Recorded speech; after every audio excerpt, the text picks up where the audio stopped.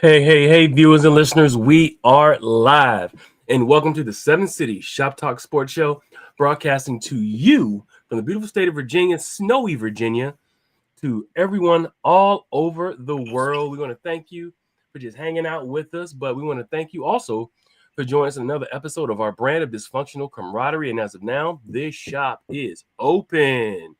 First and foremost, I want to give a shout out to sponsor, yes, my girl Tanya with LaRussa Premium uh, Spirits, distilled and shipping straight from the Caribbean island of Aruba. Coming to liquor stores and bars near you. Check it out. Check that out. LaRussa Wine or Liquor and Spirits. They're actually out of Aruba, like I said, and um, they are going to sponsor us. And what I will tell you is she's an incredible person, incredible owner of this brand. And the way that they are different, they have a niche because they're the only moonshine. They're called Moonshine Daiquiri. They're the only moonshine made out of the Caribbean. And it's the only one. And it's made with seawater, sugar cane from one of the other islands. It's awesome, but we'll get into that. But before we get any further, we got to introduce my host. AB's in the building. How you doing, AB? I'm good. I'm good. Enjoying this half a day, and I'm off tomorrow, so I'm enjoying the snow a little bit. I get a little bit of a break. Love that. Love that. Love that. And then, of course, we got Amy, our resident Hokie in the house. Miss Amy Hitt, how are you? I am here. I am still sick. Wow. I think we all are. I think we are all getting over some kind of sickness. Um, I but have been sick uh-huh. for a month. A month. Well, I'm definitely sorry to hear that you're sick. Up, we got C Wood, and I believe we may have Ed coming in too. What's up, C Wood? How you doing, man?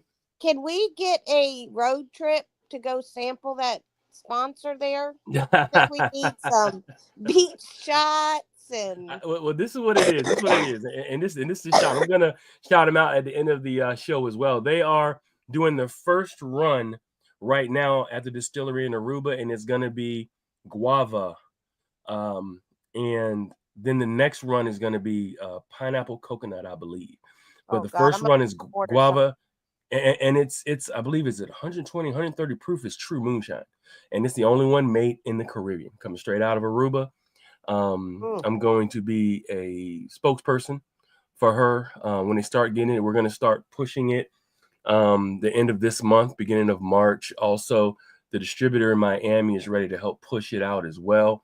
They also have a club called the Gold Bar in Aruba as well, right there where all the cruise ships dock. So I can't wait to get there, go back there because I've been there a few times to Aruba. I can't wait to go back there and get in there and enjoy the club. And it's going to be awesome. But yeah, LaRussa Distillery Spirits is going to be awesome. So, but yeah, I'm going to try to get some samples, or I may get like a jar or two and maybe split it with y'all or whatever.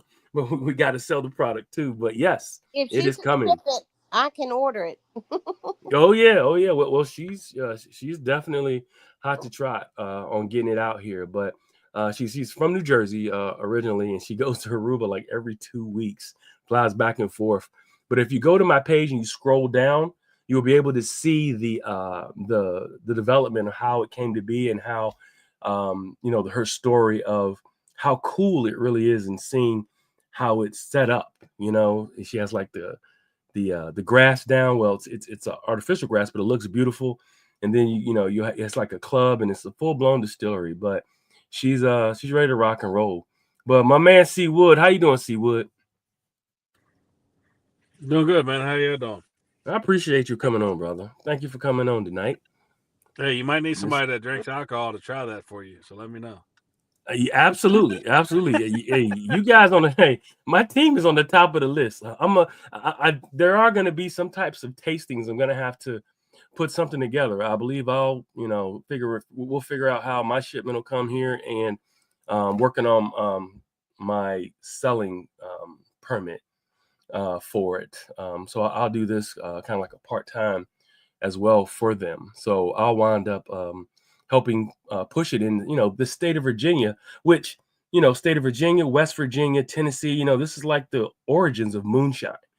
So, for the moonshine just brand or type of liquor to have blown up so much in these past 5 to 10 years, and then of course they have the only moonshine made out of the Caribbean. That's that's the kicker. So they definitely have a niche to really do well. So absolutely. You speaking my language now, Law. right. Southern Virginia, West Virginia. I got you. Yeah, well, that's that's their key. They said, being that I'm in this area and we're the Seven City Shop Talk is in their area. She said that is a kind of like a dream area to try to push the product. So I'm going to push the product here statewide and anywhere in the kind of southern mid-Atlantic, and we'll see how this thing rolls. But I know everybody wants to talk about UVA sports and talk some, maybe a little bit about the liquor as well and some of the brand. But on our docket tonight, we got UVA basketball. They're playing their best basketball of the year so far. And as they're playing their best basketball of the year, have expectations changed? Number one, for Coach Sanchez. Also, to, is this team well enough, number one, to compete in the tournament? How far can they go in the tournament? And then, of course, if they get to the tournament, can they win the tournament? Because that's the only way they can get to the NCAA tournament. Maybe they can get to an NIT. Then we'll talk about Tony Bennett's tribute discussion. I was there. It was beautiful. It was great. I want to get some of your opinions about it. Had a lot of people crying in the stands, a lot of women out there just boo-hooing like he was a rock star out there. You should have seen it. Also, baseball season's almost here. We'll talk a little bit about baseball and and the huge expectations of the baseball program. Then we'll get into a little bit of a roundtable discussion about the NFL and the Super Bowl just concluding, and what exactly that meant for the Eagles to go and blow out Kansas City. And maybe we'll talk more about also the halftime show and talk about free agency and whatever else is to come for this new NFL season. So let's jump right back in, team. So let's go ahead and get into it with the basketball team. Who has watched some of this basketball team, especially these last 3 games? They lost to the Hokies. I felt like what was that, Amy? I said, yay. Well, it looked like they had a 1-point loss, and it was a missed shot by Rhodey at the buzzer. But it seemed to me like they found themselves in that game against the Hokies. And then they have been on a tear, scoring 75 and 73 points while holding the other team to like 61 and 63 points, from the opponent. So I'm kind of feeling like this team is really, really ready to hit their stride. Let me come to you, Amy. Number one, how are you feeling about your team, and what did you think about the Wahoos turnaround so far? So the Wahoo game, to me, UVA was playing to their strengths. Like I said in my comment, I don't know where I commented, but I said, if UVA played to their strengths and stopped trying to play Tony the way Tony wanted them to play, all defense, they would be scoring. And they did. I mean, they were playing to their strengths.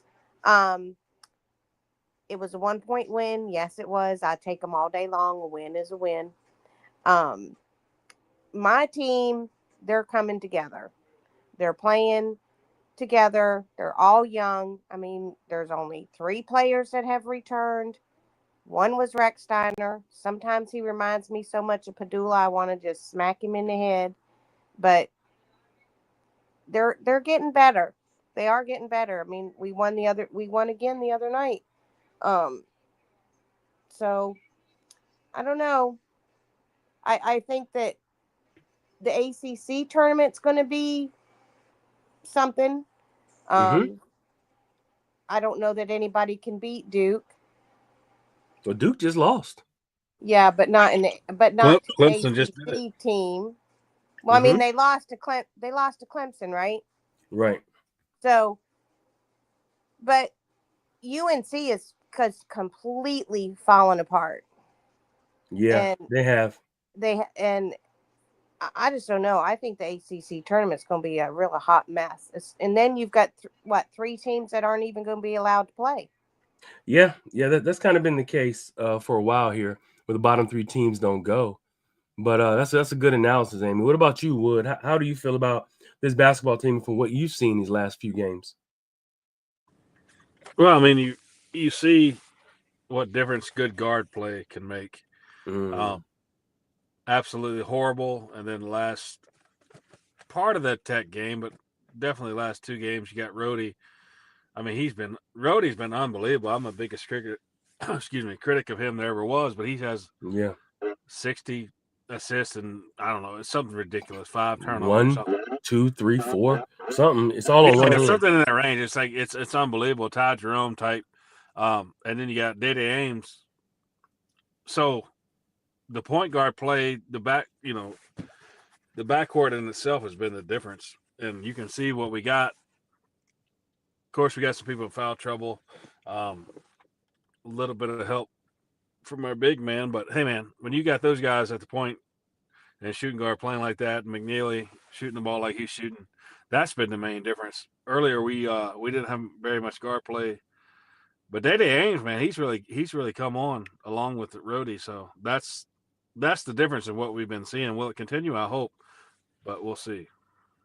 Well, they kind of had Dede miscast in the beginning of the year, and they had him doing some ball handling and some, trying to run the offense. No, what I've noticed and what I've said to some of the media people, and they may take my idea with this, but they are kind of like your poor man's or poor person's Luka Kyrie kind of a combination, where you have kind of the bigger plotting point guard who's a good set shooter. Rhodey has shown, and I am critical. I've been critical of Rhodey, and I'm eating crow here for these last 3-4 games. The kid's knocking down shots. His turnover to assist ratio is through the roof on the good side, and he's just controlling the game. And of course, with Dede Ames, they've just cut him loose. When it's time for him to score, time running down, he gets in his mid-range area. He's getting to the bucket, making making scores wherever, all over the court. I just say, I say this kind of looks like a Luka Kyrie kind of a combination they got going on here. But let me come to you, AB. What do you think? What do you feel about this revelation of this basketball program? I honestly haven't been watching, and the reason being is because I felt like if I watched, like, the expectations, like kind of what Amy was saying of playing Tony Bennett basketball, and that's obviously changed. So I feel like we just needed to, and everybody was so critical. I just didn't feel like getting into it. You know how I am about people being super critical of things that we shouldn't be critical over. But like this guy, he was thrown into this. I don't know what we truly expected. But I'm glad that they're winning some games and they're just playing ball, from what it sounds like. I've looked at some of the recaps and stuff like that, and it just seems like they're truly coming together and playing some ball here at the end. It's unfortunate it's at the end, but again, new season, new coach. When we've had this high of Tony Bennett for so long, I don't know what we could have expected. So, I'll take what we can get this year. Well, there's a little bit of a well up of could Coach Ron save the job and be the coach for the next season, and then on. Of course, there are other rumors out there that there have been a lot of rumors of other coaches, being looked at, by UVA higher end officials, supporters, decision makers, looking for other coaches, looking at other coaches. I kind of feel like, does he want to stay? I think he does. I think he absolutely wants to stay. So if he wants to stay, of course he wants to stay.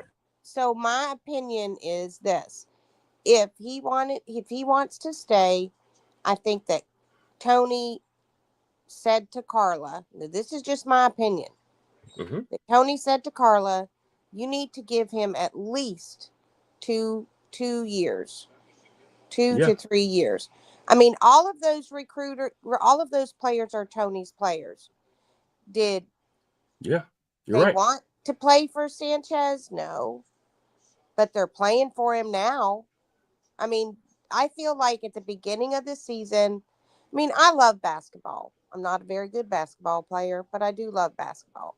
At the beginning of the season, watching the games, it's just like nobody wanted to play. Nobody wanted to be there.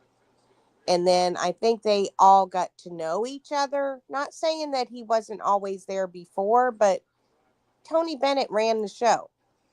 Tony Bennett was the coach. That's who they wanted to learn from. That's who they wanted to play for. Right. So I think, and it's, you know, and it's, if they had lost the Tony Bennett tribute, oh God, that would have been it. That'd have been it for all of them. Well, the way that, I see this team coming around and playing the style that we're used to seeing, to be honest, that they, I know you're saying a little earlier, Amy, about them, their style of play. They actually got back to like UVA basketball. They're playing tough defense. They're rebounding. They're keeping teams on the perimeter, and they were running the offense, hitting open shots, and playing a true Virginia-esque. It's a little bit of a different style because, the coaches are different. But the way that they looked was absolutely awesome, especially that night for that game. Let me come to you, Wood. Ed, Do you think where's Sanchez? Mike? Do you think Sanchez deserves another year? I think they'll do a year and an option.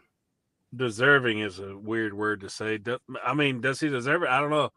But the way Tony left and this contract is going, I mean, they're not. I don't know. I don't think they're going to give him a 1-year contract extension. No, I think it'll be a year and an option. I know. I think they let go of him, but deserving is. I mean, that's an odd question because they're not. You're either going to give him 2, 3, 4 plus multi-year deal, or you're going to let him go. I don't see, because you got Isaac. Okay. He can leave. He can leave. Isaac can leave. So you're gonna do obviously more than 1 year, and I think. I don't know how much kickback he's getting, but it's not his fault by any means. It's not his fault. He was given a raw deal with these players. They're not very talented, but they're learning how to play as a team. That's what's evident. It is. You're right. Would the talent? Yeah, but I mean, you could see that. You got. But 2 weeks ago, we were fighting to make the ACC tournament. Right. It's definitely not. It's not up to standard. So. Is it his fault? No. Do you extend him? I don't know because I don't think they're going to extend him 1 to 2 years. I think it's going to be 3+ years contract, and I don't think the fans are going to go for that. So does he deserve to be extended? I don't know. It's a small sample.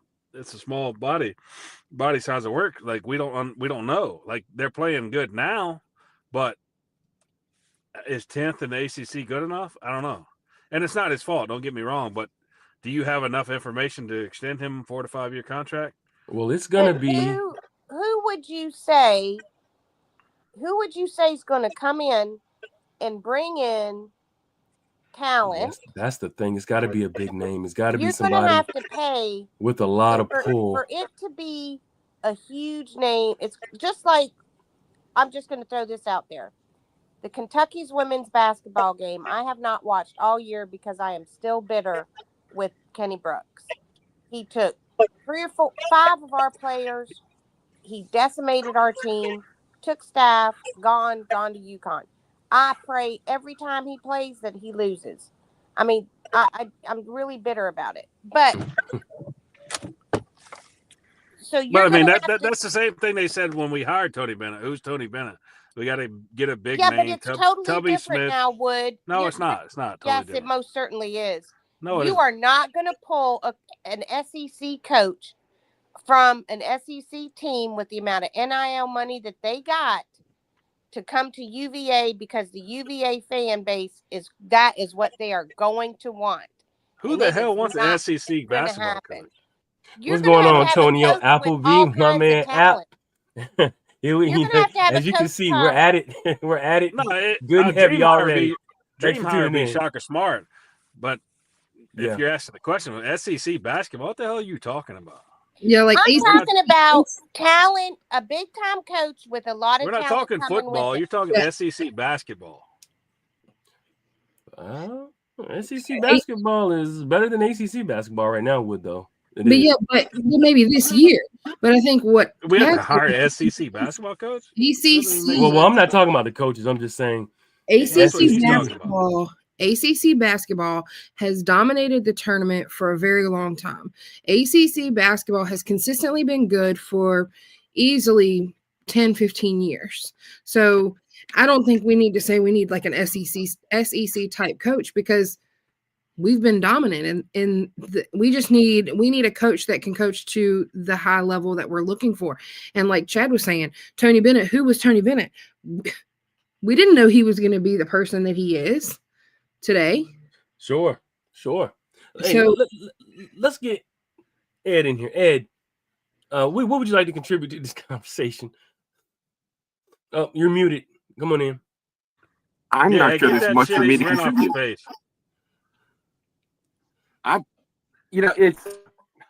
It's weird because I'm finding myself agreeing with Chad already. I'm not even here 10 minutes. I don't think it has to be an SEC coach. I think it has to be somebody with at least it's going to have to be somebody that we can say. We don't say who's blank. You don't want to.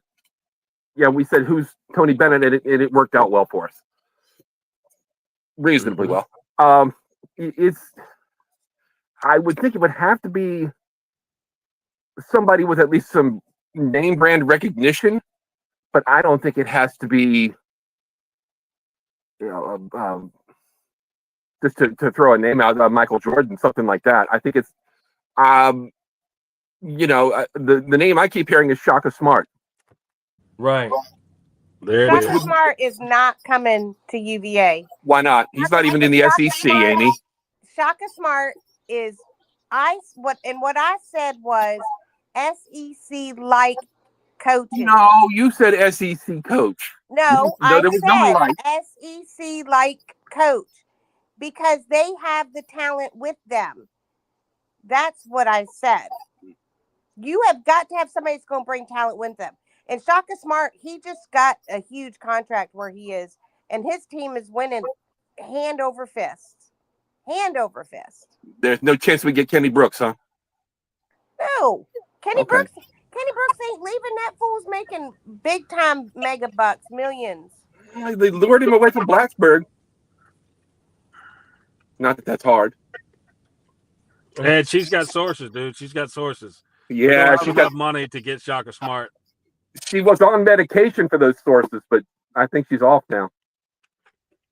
Oh my goodness. Y'all, listen. ACC has lost Larinaga. What's his face is gone. FSU coach is gone. Ham is gone. Tony's gone. They've been firing Ham for years. Miami coach is gone. Syracuse coach is gone. I mean, ACC basketball has got to completely rebuild. And if they don't get some more NIL money, it's going to be a long damn time. No, but you ask who would the dream hire be, and we tell you, and then you shit on it. So that's my only concern. I'm telling you, Shaka Smart is not coming to UVA. And Kenny Brooks wasn't leaving Blacksburg. You don't know. Well, you don't know. It'll be interesting to see whoever comes to UVA, because there's such a big legacy to follow and such a beloved person. It's kind of like the coach after Belichick. You're gonna come in and it's like, damn, where did Belichick wind up anyway? UNC. Did he? Yeah. But he hadn't signed the contract or anything. That's what they said. Okay. Oh, yes, he signed a contract and his kids are there. He's got a whole slew of people there. He's already signed a contract. No, but I mean, it's kind of like following Frank Beamer, and we've seen how that worked out. It's hard to do. Who? Oh, Frank Beamer. Funny. Oh, the guy with the lunchbox. Yeah. Y'all are funny, but so we'll see what happens with this Virginia program. They got the week off, and then they have Duke. No, they're coming at up. Tech Saturday on my birthday. Tech Saturday, and then Duke Monday. So it'll be interesting to see what they do against Virginia Tech, Amy. I know that you're set and happy with the win, but I don't know if UVA is ready to concede this second one. I think they're going to come out roaring, especially with the rhythm that they've been playing with. But I'm looking forward to that game. We're playing at Castle, so. Oh yeah. Yeah, that ceiling fan might blow the ball a little bit. They need to turn the ceiling fan off. We've played in Barnes before. Y'all are crazy. So y'all dealing with a sick woman here. You do not want me to go off my meds right now. We've known that for years, Amy. So speaking of Tony Bennett, there was a tribute that went down that Saturday. I was in the building for it against Georgia Tech, which was a really awesome display of love and just outpouring affection for Tony. Could have sworn it was, a rock star just, on stage, and they were just crying. If Virginia, wasn't such a proper place, I wouldn't be surprised if there was undergarments thrown on the court at him. I swear, it was that kind of energy in the building. And whenever they show his face, you could just hear it's the women in there just screaming. So, did you get a chance? I'm gonna ask each of you. I'm gonna come to you, AB. Did you get a chance to see that tribute? Not yet. I haven't watched it yet. It's awesome. It was really good. They did a good job. Let me come to you, Wood. Did you get a chance to see that Tony Bennett tribute? Yeah, I didn't see it in person. I watched it on TV. So, no, it was great. I mean, it's kind of sad in a way to look back and realize that he's not the coach anymore. But it was definitely a good tribute, and I wish him well, but I wish he'd come out of retirement next year. You know what's scary about that is he there's rumors that and you heard it here that they were saying don't do it, Law. Don't you tease me. No, it's not us. I was talking with some of my media folks in the media room, and they were saying they're doing this right now. Usually you don't give somebody a tribute the year right after they leave, or the same year they leave. You do a tribute. They felt like they wanted to do the tribute for this reason, like he might go somewhere else and coach. And that somewhere else is somewhere they're used to a lot of discipline and a lot of kind of like the style that Tony's used to. And there's a lot of support for basketball. And the college I heard was Indiana. You can chew on that for a minute. Tell me what you think about that. Which Indiana is without the NIL? No, they have NIL. Yeah, and they have the talent. But that is a culture that is used to straight hardline type of and have seen it and have been successful under it. They're used to people throwing chairs too, but I don't think that's Tony. No, I don't think that's Tony. Let me come to you, Ed. Tell me what you think. I don't think so. I wouldn't be surprised to see him go somewhere else, but I don't think it's if he goes to Indiana, that's going to be UVA with even more ridiculous expectations. And he's still not getting away from the NIL money. No, but which was the problem, I thought. I think the difference, though, I don't think he'd do it without first of all, general manager, and I don't think he's going to have the academic restraint that UVA has. He's going to have his pick. Think about a place. What up, App? I'm not breaking any news. What's going on, Eric? He said, Purdue's coach. I'm not breaking any news. This is just a little bit of a rumor that was bouncing around.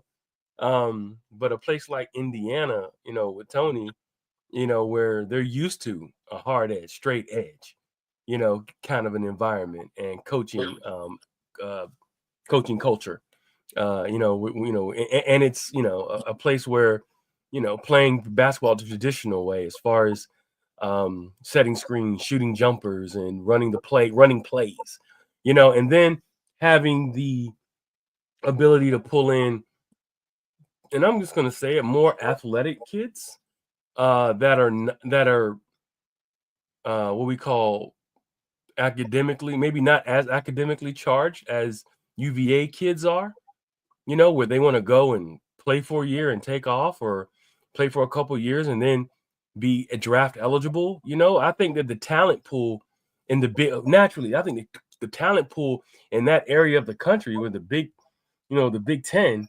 Midwest, there's just a ton of basketball talent there, so I don't know. I that's just some of the news. I'm not breaking it, Appleby. Why would he go to Indiana? What can he do at Indiana he can't do here?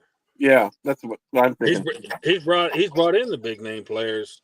He hasn't been a bad recruiter at all. He's sent a lot of players to NBA. Why would he leave UVA and say he's retiring because of NIL and then go to Indiana? That's just the rumor. I think Tony I think Tony hit a breaking point here. For just the beginning of the year, he just sometimes maybe he had a little bit of a breakdown. He was just like, I'm over this. Like right now, I got my guy in place. I'm just gonna give it to him, and I'm out. And he's a man of conviction. When he says something, he really means it. So that doesn't surprise me either. That when he says something and he does it, he truly means it in the moment. But I think he misses it.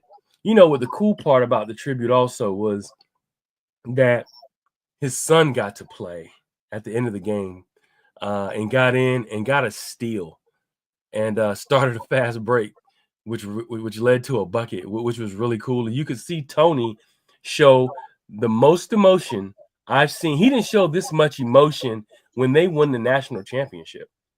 When his son, who Eli Bennett, stole the ball, and he was just kind of almost jumping off of his seat, looking around everybody, almost high-fiving, hugging everybody. I was like, wow. I said, now that's a human moment that you see from Tony, lets you know that, yeah, he's not just a robot.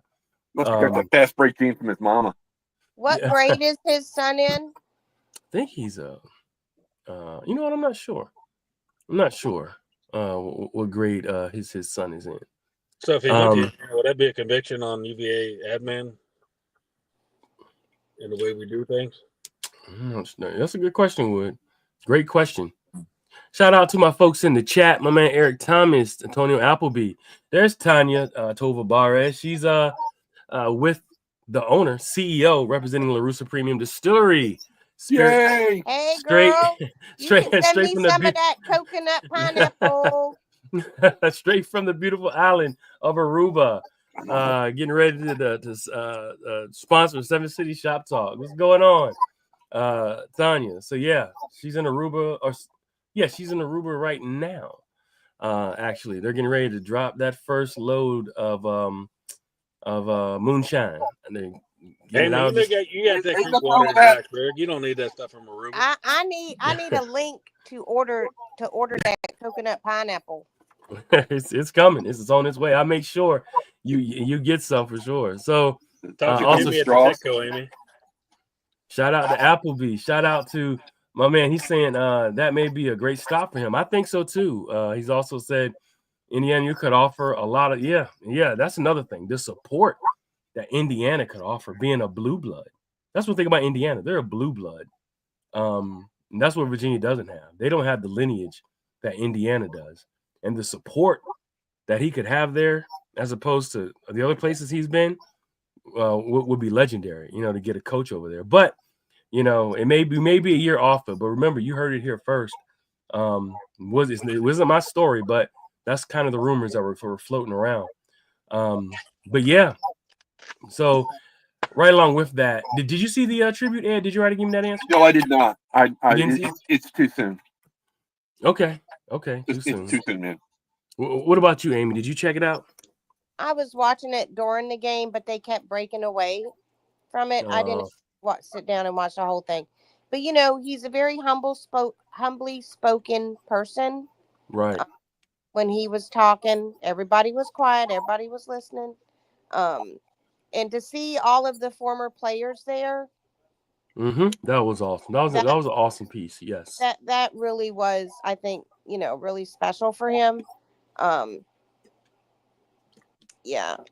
I think you're right. I think he's going somewhere else. I think so. I think I think the way that, and depending upon how old what level his kid's going with him. I think he's eventually going somewhere too. I think but he wants to set it up his way. And all this stuff came at one time. Think about it. 1 year, you had the transfer portal. Next year, you had NIL. The year after that, this year, they say, hey, we're paying all the players for their time. So there's like 3 major things year after year after year after year that that has just hit college sports and rocked it. NIL money, that has just rocked it to its core. And I think with all these old timers leaving, I think they all need a reset and say, if I'm going to do this, I want to do it the way that I want to do it. I'm going to have a general manager, so I don't have to worry about going after these kids personally. I can give you my list of my kids I want, but I still want to coach X's and O's. That's what a lot of these coaches want. The guys that are retiring, these old school guys, they want to coach X's and O's and mentor young men, develop young men. They don't want to do this business side. And I get it. And most Division I college football programs do have a general manager now. Big time anyway. Bigger Division I programs have implemented a general manager. So it's just the way of the world, But I think if coaches want to get things the way that they want to go, they have to get a general manager, get their staff in place to handle that side of the house, and they handle the coaching X's and O's in a player child development. But Tony Bennett, great soul, great guy. Appreciate the memories, and we'll see where he goes, see how everything shakes out from here. Next thing, baseball. Where my baseball heads at? I know Amy's a baseball head. I know Wood's a baseball head. I know Ed's a baseball head. You a baseball head, AB? No? Nobody's perfect. I mean, I watch sports. I watch it all, but football's just my thing. So, I watch it, but it's not something that I'm like, oh my gosh, baseball's on. So, well, one thing that we may have to bone up on is maybe we need to go to some baseball games because, and we support all Virginia sports, but this team is looking like an all-star squad. I got to come to you, Wood, and Ed. Let me give it to you first, Wood. What is this team? Where's the weakness? Because they rank like top 5 everywhere, correct? All the polls, they're ranked top 5, and their talent is like 5 or 6 All-Americans on the team. Yeah, they got a couple All-Americans. This team all is conference coming. Yeah, all conference and All-American coming into this year. It's probably, I don't want to be quoted, it's probably the best team on paper coming in this year we've ever had, including No, I'm serious. If you look at recruiting, he's not wrong. God. No, okay. If you Who wants to cover baseball? Who wants to cover baseball? You want to cover? Seriously. Yeah, seriously. I'll do it. Okay. All right. I will. Let's talk off there. I go to a ton of the games, so yeah, Ed and I'll help you out. But if you look on paper, both of you guys can do it if you want. But I'll speak with my guy Fitzgerald and get some and get some passes set up. We just started agreeing. Working together might be a bit much to ask just yet. But if you look on paper in this recruiting and this team we have, it's probably better going. I'm not saying in like this, but going into the season is probably the best team UVA's ever had. I did not know that. I've seen the headlines. I've seen the accolades, the preseason accolades, but to call them the best talent, the best conglomeration of talent here, that's big time. Let me come to you. Go ahead, Wood. Sorry, I don't think it's debatable as if it's the most talent we've ever had. It is the most talent we ever had. Will it translate into the World Series champion? I don't know, but on paper, it's the most talent we've ever had. My man Eric is saying, Eric Thomas is saying, this is 50-win plus games and get to Omaha. Good God. What's the weakness, Wood? I'm coming to you next, Ed. Okay. What's the weakness on this team? if you had to pick one, which is not a weakness at all, it'd be the bullpen, but No that's way. not a big starting pitching is phenomenal. We got About time. We need that. We've been needing that, man. I mean, I won't go down the list, but you got several All-Americans. You got Didowick. You got the first base. You got the catcher. Sorry, I'm He's like, look at Antonio. He said the team is loaded, and Coach O'Connor wants all the smoke. Yeah, That's but right. I mean, we got so many All-Americans, and the starting pitching is great. If you Mhm. had to pick a flaw, it'd be relief pitching, but I mean, that's if you're nitpicking. Honestly, Law, I think this is the best team we've ever had. Will it pan out? We'll see. Let me come to you, Ed. Give me your opinion. What do you think from what you've seen so far? The only the real weakness of this team, I think, is probably going to be expectations. Maybe the bullpen. You know, like Chad said, it's they're loaded. You know, your Friday starter, your Saturday starter, really not a problem.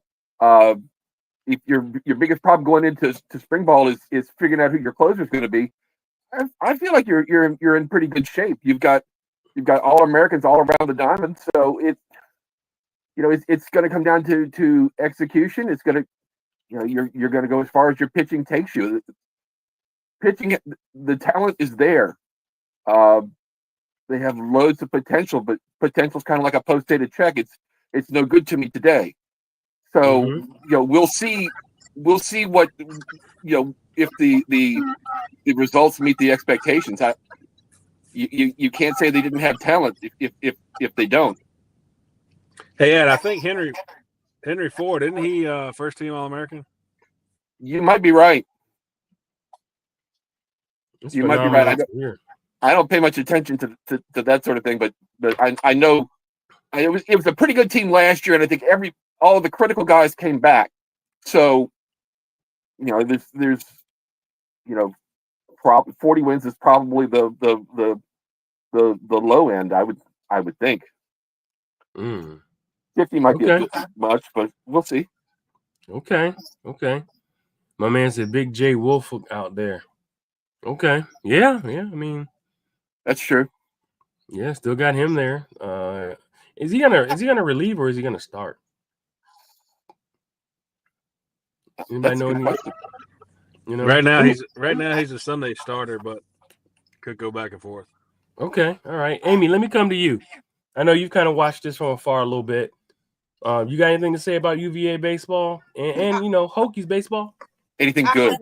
I have not checked any baseball. Period. Not Hokies, nothing. I haven't checked anything. What about Little League? Well, I just lost my secretary, my concession manager. Ouch. So I'm doing 3 people's jobs: the treasurer's job, secretary's job, concession manager's job, and the web person. So I'm a little busy with them little people. Say it. You're losing your mind. Is what's happening. Yeah. And I got to go to Sarasota for Orioles. The Orioles. Spring training. Let's Spring go. training. When does that kick off? Pitchers and catchers report tomorrow. I was thinking it wasn't going to be long. My guys. Yes, I can't wait for the Orioles to play here. I was just in Baltimore last week for a company kickoff, and I passed Camden Yards twice, and I was like, man, I can't wait to get back up here to catch a game. The game that I'm going to is the Orioles and them stupid Yankees. So that's going to be great. That's going to be great. Yep. Yeah. So we'll see how this team shakes out. And I gotta get the schedule to see when exactly they're gonna their games first pitch goes out for the first game, and we'll report on them as well. And I'll get with Wood and Ed, you guys about covering baseball as well. They start this week, I believe. Which district is your kids playing in this year? Chad. Where'd he go? They're not playing this year. Oh, they're not playing baseball? No, they signed NIL for basketball. You said NIL. I thought maybe they're taking a year off for Tommy John or something. Tommy John. Wow. Hey, and be surprised.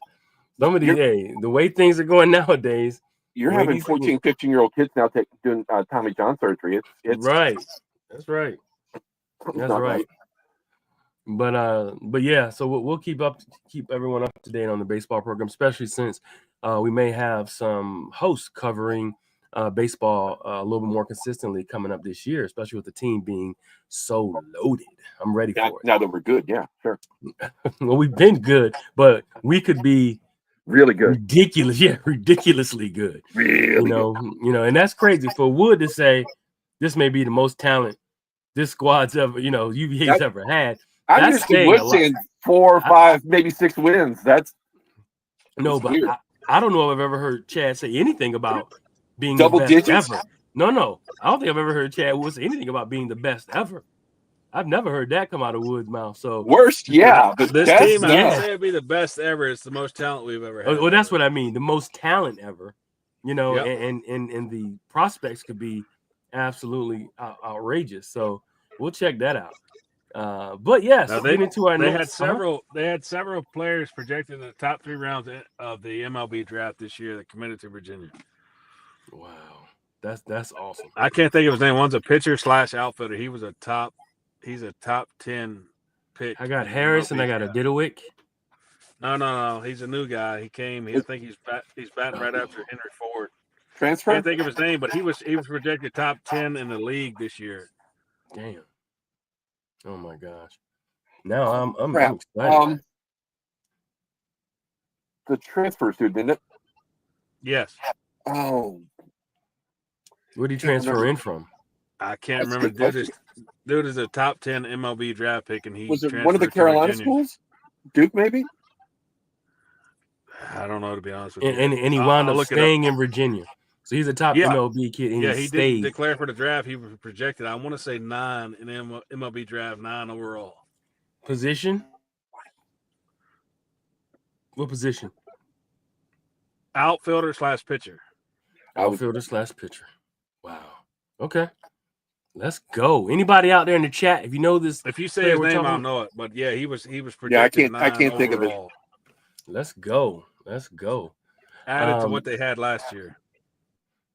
Man, just then of course with Wolfhook and everybody else coming back, that's giving it definitely a huge boost. But let's get to the next topic here. We got the Super Bowl, of course, the biggest spectacle on sports on TV is the Super Bowl. Is broadcasted in more places at one time than any in the world.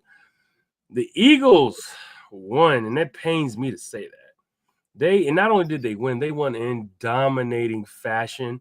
Probably the most dominant I've seen since the Seattle Seahawks and the Legion of Boom went through Denver like a hot knife through butter, man. So let me come to you. AB. Let me come to you, AB. What did you think about that Super Bowl? I know, you and I, are aligned when it comes to our pro football teams as well. So it pains me to watch the Eagles be so good, but I have to give them credit for what they did. What did you think? I mean, if there was a team I wanted to win, I wanted it to be the Eagles. Just because, they beat us. But on top of that, they truly are solid.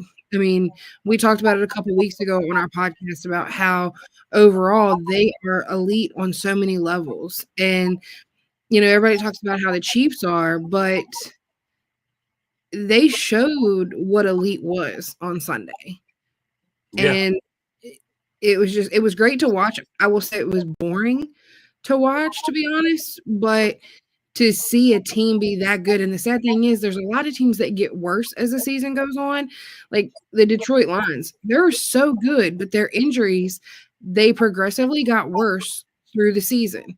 The Eagles progressively got better through the season, and that's why they're this year's Super Bowl champions.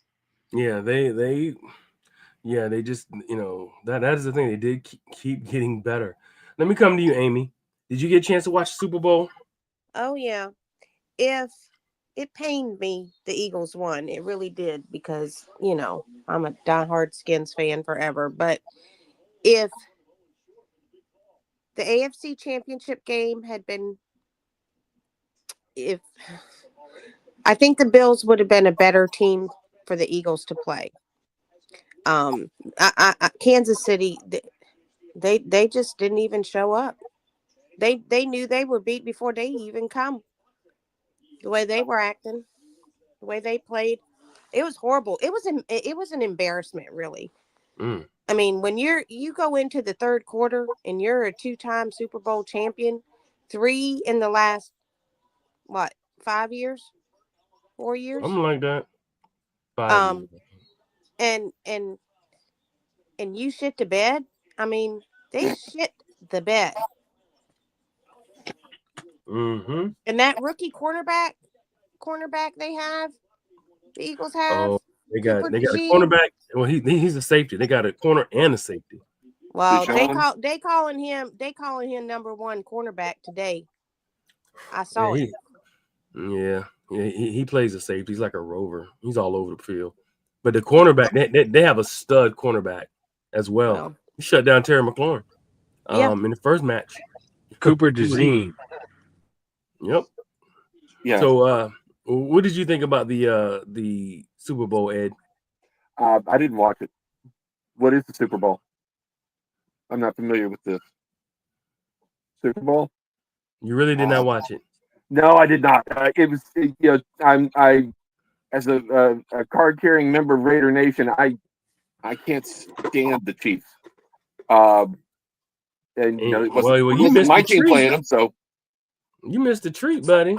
that was about as dominant as I've seen, and I've never seen that team look like this. I love seeing Kermit get his ass kicked. I'm going to tell you, Misunderstand. that game was 40-0. That was the score of that game. The 22 points that Kansas City scored, those were gimmies. It was 40-0. That was the final score of that game. Because it was 0. They had 0 points all 3 quarters. How many touchdowns did Barkley have? Who? I don't know if he had one. Did he? I don't think 0. he scored. That's 0. the crazy thing about him. I'm telling you, man. They That put is the only screws. thing the Chiefs did right. They shut down Barkley. Yeah. Saquon. They shut him I down. think That was the that's where only they thing. messed up. Yeah. Their gameplay was so focused on stopping Barkley, you couldn't stop AJ Brown or Devontae Smith. Yeah. You couldn't stop the quarterback. Couldn't stop And Jalen. Jalen was running his ass off too. Yep. Yep. Let me come to you, Wood. What did you think about the game? It made me sick. Made you sick, huh? The Giants. No, but all jokes aside, I think it speaks to the front office of Philadelphia Eagles. They've put together the best team in the NFL on the field. Howie Roseman, how he does it, I don't know. He makes big trades. Their drafting has been phenomenal the last 4 years. They've hit on every pick they've had. They go out, they make big signings, big trades. It makes me sick, but they've got the most talent in the NFL, and it showed. Well, it's frightening that the rumors of them possibly getting a Myles Garrett type talent, getting Myles Garrett too. Oof. That was said out there. Their defense is solid enough. They don't need the extra help. But no, that's how when you go to other teams that we can't pay these guys, we can't pay 4 and 5 guys big money. We can't do this because of the salary cap. It's bullshit. Because the Eagles have shown you they can do it. Their quarterback is paid. Their 2 receivers are paid. They got a couple of linemen that are paid. A couple of defensive guys are paid. They got a corner they traded for, Darius Slay. He's paid. So we can't pay all these guys because the salary cap is bullshit. And Howie Roseman has shown you that you can do it. Is Jalen Hurts still on his rookie contract? No. Okay. No, he's not. Okay. That was one of the things I was wondering about. Usually, you got him making around 50. You got AJ and you got Devontae Smith making good money. Lane Johnson. There's none of them making the stupid amount of money. They making normal amount of money. No, I mean you have to define what stupid money is. They're being top 5 to 7 of their positions. 300 million for a quarterback that still ain't won a Super Bowl. Who's making 300 million? Isn't that what your boy in Dallas was paid? Oh boy. No. That was unnecessary. I'm just saying. That was unnecessary. I'll see y'all later. You should be sticking around. No, but I'm saying to say we can't pay multiple guys big money is bullshit. It's who you spend the money on. That look, Antonio said it right there. You know what, Wood? You do have some magicians out there, like a Howie Roseman and his staff. Howie is one of them. And look, he said it right there. He said it's not easy to find those great personnel guys. He's a magician, and he's one of those magicians. And you got to find, maybe there's 3 or 4 magicians in addition to having a great coaching staff, in addition to having great coordinators. You know what I mean? You know, in addition to having the staff up top, ownership. Yeah, the old GM for the Rams, he used to do it too. Remember? Yeah. You absolutely. also have to have a quarterback that is very football minded, because Jalen Hurts is now going to be on his 5th offensive coordinator, because the other guy is gone to the Saints.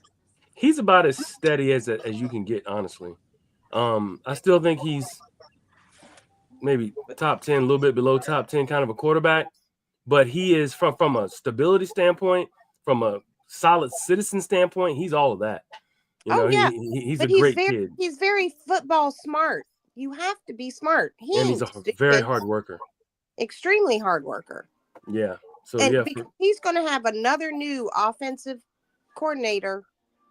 Again, he's had a brand new one every year since he's been at Philadelphia. Yeah, I'd be interested to see how they're going to shake out next year, because there are some folks that they're going to have to release, and restructure, and some of those folks are not going to be there. So, I want to see how this team's going to go, because on the other side, on the other part of the side of the division, you have a team like Washington who is looking at Philadelphia, who has actually beat this team, trying to see how they can supplant Philadelphia as NFC East Kings. And I know Dallas still has something to say about all of it as well. They have a lot of talent, and they need I'm not gonna say a heart transplant, but they need Ed, stop. I'm just saying they need something of a wizard to help get them back on track, because they do have Micah Parsons is coming to the Skins. Well, they have a great core talent. I mean, they have a good core. At Dallas, it's just a matter of putting enough pieces around some of that talent. Whereas Washington, they have a great young quarterback, and they don't even have their pieces quite yet. They're they went in with a hodgepodge, 1 year here, 1 year there approach, and he raised everybody. Rising tide raises all. So he was that kind of a talent where he made players that were throwaways, made them play well and made them notable. So it'll be interesting for the NFC East for sure, to see how everything breaks out with them. So how about the halftime show? I know a lot of people were pissed about it. A lot of people liked it. A lot of people didn't like it. Anybody want to comment on that? AB, go first, because I still don't understand it. Well, that's why he did it, Amy, so that people could understand it. And if you don't understand some culture, you're not going to get it. So for one, the biggest piece that people don't understand was that Samuel L. Jackson, he stood as being the president who is telling people how to think and how they should act and how they should portray themselves. If you paid attention, he said, you should lower it. You should chill out. You should calm it down. So he changed his music to a more fitting type of music that people could listen to. And then he switched it back and was like, no, I'm going to do it the way I want to. not how everybody else wants to, how I want to. Furthermore, he called out how we have a broken prison system. If you notice that it showed multiple people on a group setting like they were sitting in the yard. He talked about how there are people that need to be exposed. And he publicly said, I don't care if I get sued. I'm calling out Drake for being a pedophile. Now, any other time, people would be all over that. Like, oh, yeah, somebody stood up for something. But more people bitched and complained about that performance than listening to the message that he tried to send. Rap isn't for everybody. And it really isn't about the rap. Like, that performance was not about the rap. That performance was to use the biggest platform in sports right now to be able to make a stance for his culture, for the culture that is being told that they need to chill out. And he said, no, we're not. We're not going to sit down. We're not going to be those people. There's things that there's a song called DNA. There's stuff in their DNA that help build the backbone of this country, and them, just as everybody else, deserves the credit and the ability to be able to be what they want to be and not be hushed. It also relates to getting rid of the DEI. People can say what they want to about the DEI, but it protects people like even me. I'm a female.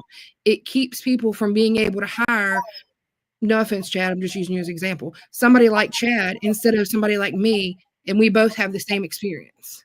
It's bigger than that people are realizing, and it's just really sad right now. Like our society is really screwed up, and I'm so happy that he used his voice as an artist to be able to represent people that need the representation.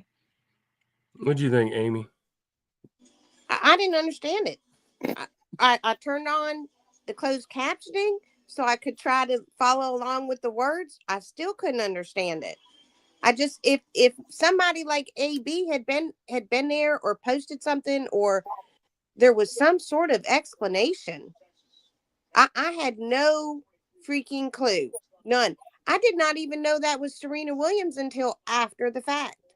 Do you know the reason why Serena Williams was there? Yeah, because she dated Drake. Now I know that, but not then. But I'm just saying, if somebody would explain it, then more people might understand it. But there's a lot of no explanations flying around. Huh? Yeah, there's a lot of explanations flying around. I know on social media, where they have like some videos of people trying to explain it, and it's pretty good. As far as trying to get the idea of what, I guess, what was being said. But Wood, did you want to comment on any of that?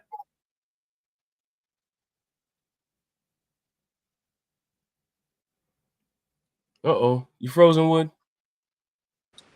Oh, there you go. Wood, did you want to comment on any of that? No, it's not my cup of tea, but some people like it, some people don't, but I don't understand it, so I don't comment on it. Okay, understandable. And Ed, I know you probably have seen a lot of it on social media. Any comment from you? Stephen A needs to sit down and shut up. I know that's a pipe dream, but that's what the mute button is for, I guess. I was really impressed with Mr. Serena Williams, as my daughter insists on calling him. I became a big fan of his when he donated that money to the women's basketball team. But the guy came to the defense of his wife pretty damn quick. And he was not interested in debating it at all. This is the same crap that she had to deal with in Wimbledon. What was it, 10 years ago? Something like that. Right. He came back with that quick, and I don't think I heard Stephen A clap back. So I think he made his point. If she wants to dance, I don't care. That's fine. She can. Are we really that upset because she's dancing? It's a crip walk or something like that, isn't it? And I'm culturally ignorant a lot of the time, but I think that's what it's referred to. It's, and I can't.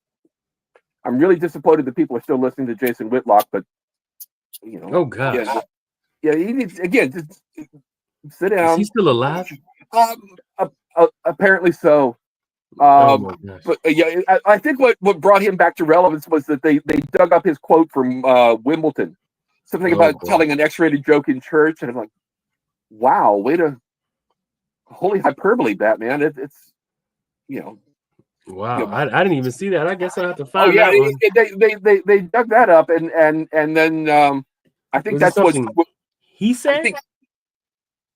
I think it goes back to she did the crip walk at Wimbledon when she won the Olympic gold medal. Sure. She did her dance, right? And she was celebrating her achievement, and she's I think she's still allowed to do that. Yeah, that's where she's from. Yeah, I mean, and the story I heard was that apparently the Crips would make sure nothing happened to the Williams sisters while they were practicing on the courts. For sure. Absolutely. I don't know if it's true or not, but that's the story I heard. This is true. So it makes a certain amount of sense. I don't know the particulars about her sister, the death of her sister, so I really can't speak to that. But if she's dancing, and if my wife were to bring up an ex-boyfriend, I feel like that's probably not grounds for divorce. So once again, Stephen A., shut up. Just stop. Unless the Cowboys lose the game, shut up. I don't want to hear it. It's everybody wants to be able to do their own thing until somebody does something that we don't like. Understood. And that's if we're free to do what we want to do, then what do you care? That's true. You got a point. You got a point with that. But that's what makes the place we live great. You can do what you want for the most part. In theory. Yeah, in theory. But yes, but yeah, it was a message, and it was so forward of a message, and it just blew by a lot of people. Yeah, it was out there. And I understand that. I understand it was so much from a place that you were not thinking it was going to come from. Yeah, and it was a lot of data, and you're expecting to be entertained, but they were actually educating, is what was going on with that. Yeah, I think that's. And that's the thing that a lot of people got, and I can understand what Amy's saying. She was confused by it more than she was expecting like an entertaining. You missed the whole point because you don't know what's going on. Katy Perry walking on a 20-foot lion, that kind of an entertainment. Yes, I get that part. But there was a huge message that went like, a plane, 2 knots above the stadium that went by that was said there. So, but cool thing about it is, there'll be an opportunity for dissection, of it and kind of understanding. And a lot of people, it's one cool thing about social media. A lot of people are trying to explain it to those who did not get it and did not understand it. So then maybe, that's because that message was said, it'll bring us together more to understand why, a message like that was said, and, it's all about bringing more of our cultures together, and understanding everybody's side. So let me get just one thing clear, AB. He came right out and said that Drake is a pedophile. That's what his whole song is about. He said probably strike a chord, and it's probably a minor. The whole stadium went up, and like that's why you heard the whole crowd singing A minor, because that's why he said, if you notice that before he sang the song, he stood there with a couple girls behind him, and they were like, they all want me to sing this song, but I'm not gonna do it. I'm not gonna do it because people like to sue. I'm not gonna do it. And then that's why when he did it, he hit that smirk that's like memed all over Facebook, because he said, screw what people think. I'm coming out with the truth. I'm coming out and my platform Well, Samuel L. Jackson really set the tone. If you don't understand what Kendrick Lamar was saying and all the extra pieces and all the different segments that he had with all his different songs, just follow the Samuel Jackson segments. He had like 3 or 4 segments in there explaining Kendrick to do what not to do. He was more like Well, to Sam. be honest with you, I had no. So I guess my idea of halftime show is you're bringing out a star. They're going to bring out another couple stars like Snoop Dogg and Dre. I mean, I thoroughly enjoyed Snoop Dogg's halftime. He was there too. He was there. No, He he was on. wasn't on there. Yeah, he was. He wasn't on the stage. Yes, he was. Well, I never saw him. He was there. But He was there performing. What I'm saying is like Michael Jackson, Beyonce.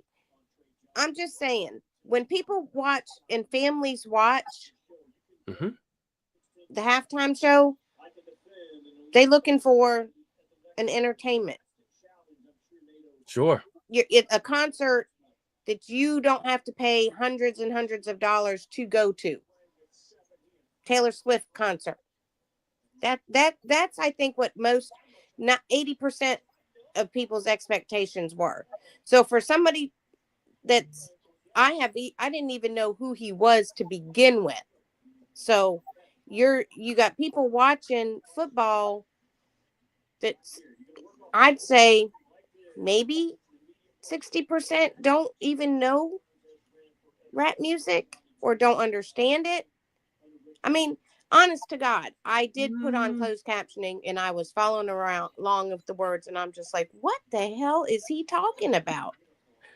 So, if there had been an explanation prior to or afterwards. But that's what you got. But that's what you got me and AB for, who kind of understand it to help you along with it, and it's good. I don't because we're having this conversation, and Amy, you asking, I applaud you for your bravery in asking, and that's why you got, like I said, folks like me and AB who can kind of explain it. So you next time you hear something like that, or you kind of see, you can understand. Oh wow, that's that guy that called out a pedophile. You know what I'm saying? And that's what this was about. Is he saying like he was with P. Diddy and all that group? I don't know about that, but I wouldn't be surprised. Well, there's a lot of people that was in that group, like Lenny Kravitz. Absolutely. And that's what Kendrick is trying to say. So he's trying to bring it to light. I mean this in no disrespect, Amy, when I say this, but his performance, like I get it. We were all expecting like a huge performance, but he used this stage to send a message. And for the people who didn't understand, like you, that's why he did it. He did it so that you could do your research and understand some of the things that he's saying and become a little bit more broader in the cultural knowledge that you may have to be able to understand some of the things that are going on in society right now. Because if you don't take a deep dive in some of the cultural and issues that are happening in society today, that like Law was saying, that performance went way over your head. But as soon as I sat there and I saw it, I was like, he's not just singing. Like this has like narrative to it. Like something bigger is happening here. I instantly was able to pick it up, especially when Samuel L. Jackson was coming on. I was like, there's something here. And you're able to pick up on so many different pieces when you're so like extremely cultural aware. And so I found a couple of like excerpts that I'll send you just to kind of like you can read it and understand it a little bit more and then just rewatch it. Like, and I will say some of the audio was bad. Like it made it hard to understand. Like the mics were super low. Mics were super low at some point in times. And it did make it really hard to hear. And if you're used to a different genre of music and you go in to listen to somebody like Kendrick, you're not going to understand him. Yeah. Well, one thing about it is I understood that he was, he's hard to understand. He's a Pulitzer Prize winner. He's a poet by natural trade. So a lot of the things that he was saying may not have been, you can't hear him, non-audible, during the performance. But a lot of the things that he says is very meaningful. But I think it's it's an introduction for some, and don't take this anyway, but like for some to understand a little bit what was going on in brown culture, and that's kind of what it was, just kind of like, today's brown culture, what's happening in some of the things that, they wanted to speak about that has not been getting, enough press. That's all. But like I Yes. said, it's something meant to bring us together, for us to have these kind of conversations on a platform like this, which is cool, which is cool. You know what I mean? I love you guys, and I love what goes on with you guys. And I really appreciate you guys sharing your time with me every week, on this show. But that's what makes this special, is we can get on the platform and talk about something like this and understand each other. You know what I mean? And sure, it starts with sports and it starts with respect and understanding, but a lot of folks don't have this opportunity, and they just let things like that go off and just blow it off as, oh, it was crap. Oh, I didn't understand it, so that means it's no good. And it's like, no, it's not really that at all. So just let me help you along if you're willing to listen, because I'm willing to take some time with you just to kind of give you an idea of what this means. You know what I mean? So I don't know. I you guys are like family to me. So I will, have a conversation about stuff like this all the time. And, I'm as fair as anybody about anything. So, but that's what it was for. That's what it was kind of for. And I get it. We want to be entertained. We always want to be entertained. But he did the Samuel Jackson was like the America's black person. If you kind of understood what it was, the America's black person that everybody's used to seeing, the entertaining black person. If I'm getting a little deep here. He was like, hey, this is Uncle Sam, which everybody's used to seeing, the entertaining black person. And Kendrick Lamar said, get that shit out of here, pretty much. Let me tell you what's really happening. So that's, just kind of the beginning pieces of what he was trying to get across. And it was good, just to kind of get that message out there. That's all.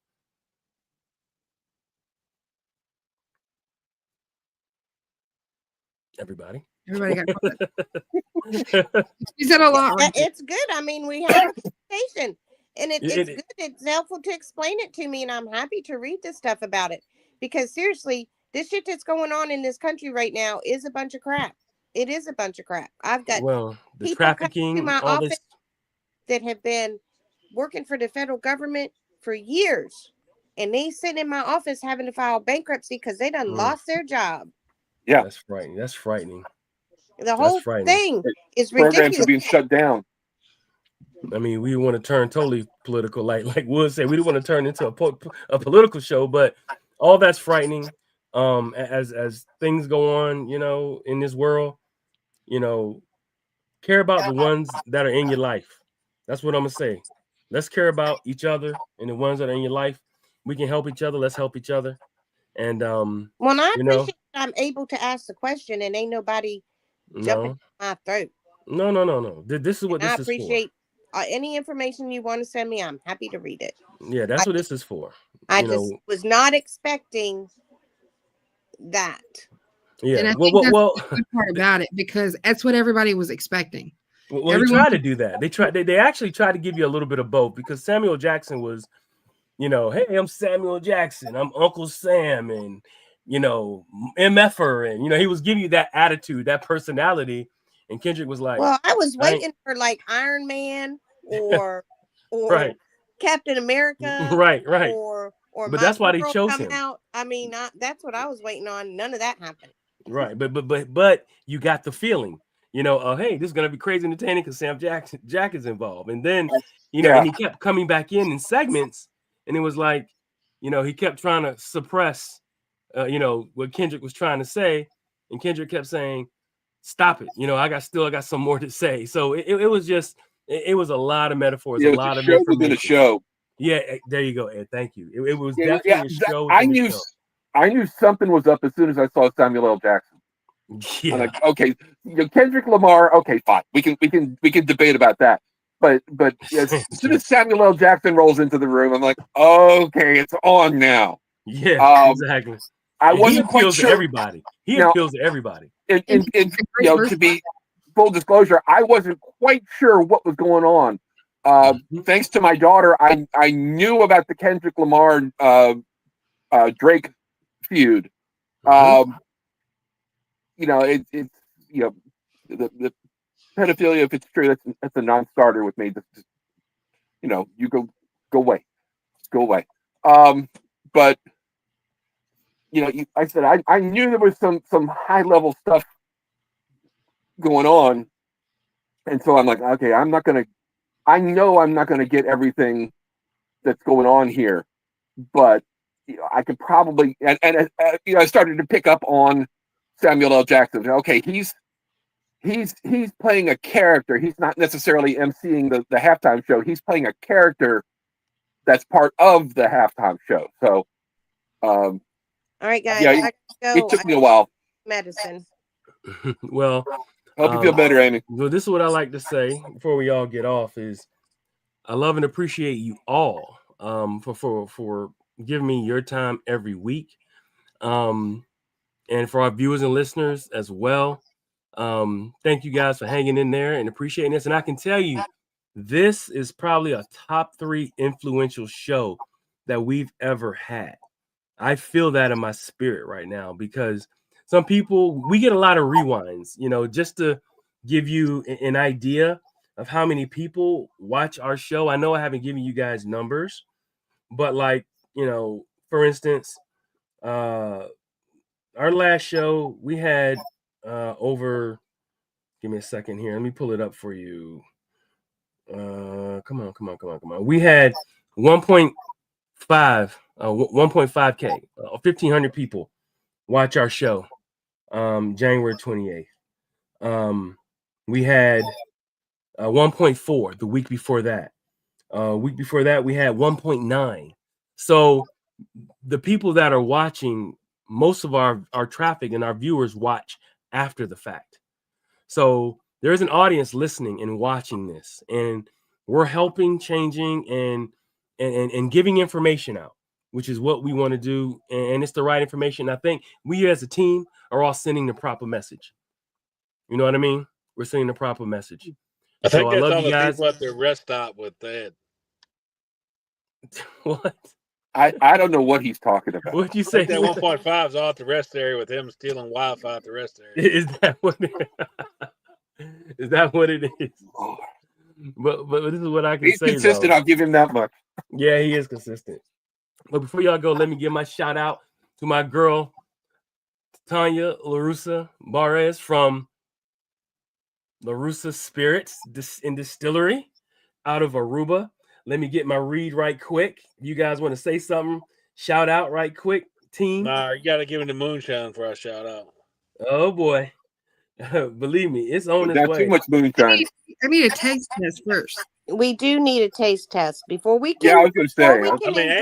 Amy probably got that creek water down in Blacksburg that can compete with that. Well, I believe they're using seawater, and they're using sugarcane from the Cayman Islands, I believe, to make this. Thank So God it's- they're for the not using Blacksburg no Creek Zima. water. Thank God they're not using any Zima. No. But Got yes, that Beamer stream down there in Southwest Virginia. You can't handle the Zima, Amy. So shout out to Tanya. LaRussa Premium Spirits, distilled and shipping straight from the Caribbean, right from the island of Aruba. Yes. Coming soon to liquor stores and bars near you. Make sure you be on the lookout, and we're gonna pump it as well. And you know, when we get our bottles, we'll figure this out with the team, and maybe we can all meet somewhere, and I'll pour y'all some drinks. Might have to bring some designated drivers. Maybe we can meet somewhere mid-state, somewhere around Richmond, and have a good time, and maybe do some live recording with it. But I really down there in the appreciate cornfield in Blacksburg and have a drink. Look, I'm gonna be up in your area because we done moved to District 5, Peachtree, Fluvanna. Okay. North side. There goes the neighborhood. But yes, like I said, top 3 influential show ever. Thank you guys. We want to thank. Oh well, before we go, anything you want to say in closing, Wood? No, I don't think so, guys. I enjoyed it. You have a good evening. What about you? And you stay on for a minute at the end there, guys, when we close out. And anything, Ed, you want to say in closing monologue? Happy birthday, Chad. Oh yeah, the Raiders suck. That's what I wanted to say. Raiders suck. Love you too. Amy, anything you want to say in closing? Nope, y'all be safe in the snow. We have about 8 inches right now. What? Take a picture. I haven't checked. I think we had 3 or Amy. 4 this afternoon. I'll send y'all a picture. And AB, we got 7 in Crozet. What? My mom has like 11 or 12. No. Yeah, it was coming down pretty good. Wow. Anything, AB, closing monologue? No, I mean, just kind of going off what I said last was, I think that we're a good example of what it means to all be different people from different backgrounds, having different opinions, but we can sit here and we can have a conversation and we can all figure it out. So, all the people who spend a lot of time complaining, I challenge you to open your mind a little bit and, spread a little bit more kindness. That's what makes it beautiful, man. Yeah, Ed is definitely different, but he can hang with all of us. Thank you, I think. Ain't nobody different than that fool sitting in the dark. Well, we got to thank all of you for hanging out. Amy. Spending time with us. My camera's on. But this is the 7 City Shop Talk Sports. We love you. Thank you, guys. We'll see you next Tuesday. But as of now, the shop is closed. We'll check you next week.